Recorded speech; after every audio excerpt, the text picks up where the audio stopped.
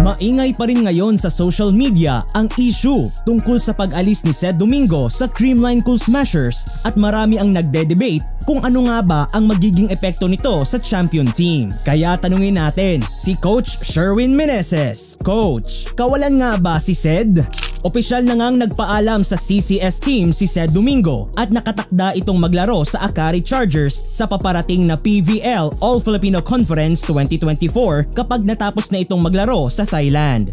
Pero agad namang may pumalit sa pwesto ni Sed at ito ay ang middle blocker na galing sa kanilang sister team na Choco Mucho, the one and only Bea De Leon. Ang Creamline head coach na si Sherwin Meneses ay nakatutok kay Bea De Leon, ang bagong recruit ng team sa off-season, na magiging bagong haligi upang matulungan ang Cool Smashers na mapanatili ang kanilang dynastic rule sa Premier Volleyball League. Ang mentor ay umaasang mailabas ni BDL ang kanyang buong potensyal sa ilalim ng kilalang sistema ng Creamline na nagsali na ng 7 championship titles kabilang ang 3 sunod-sunod na all-local tournament championships. Si De Leon kasama si Denden Lazaro Revilla, isa pang dating miyembro ng Flying Titans, ay opisyal na inilipat ng kanilang dating club sa kanilang sister team noong nakaraang Sabado. Nakikita ni Meneses si De Leon bilang isang magandang kapalit sa pwesto sa frontline na iniwan ni veteranang middle blocker na si Sed Domingo na lumipat sa Akari matapos ang pag-expire ng kanyang kontrata.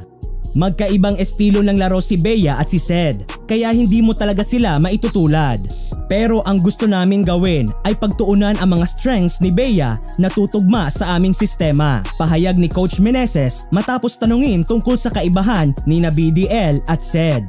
Si De Leon ay limitadong ginamit sa kanyang huling season sa Choco Mucho, ngunit nagbigay pa rin ng malaking ambag kapag ipinapasok sa court. Nais ni Meneses na gamitin ang presensya ng produkto ng Ateneo de Manila University sa harap ng net upang suportahan ang veteranang si Janet Panaga sa pagkawala ng serbisyo ni Domingo sa buong second All-Filipino Conference dahil sa kanyang commitment sa Nakhon Rakasima VC sa Thailand League. Natapos pa rin ng Cool Smashers ang 15-match tournament para sa kanilang third sweep championship run.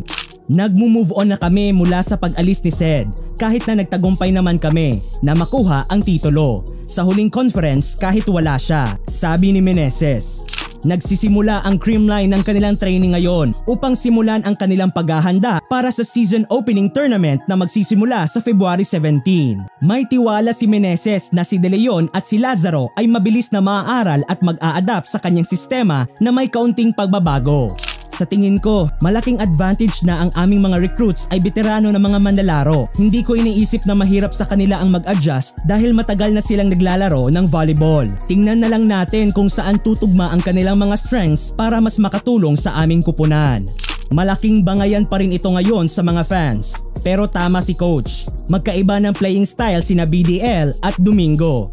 Pero ikaw, ano ang opinion mo rito?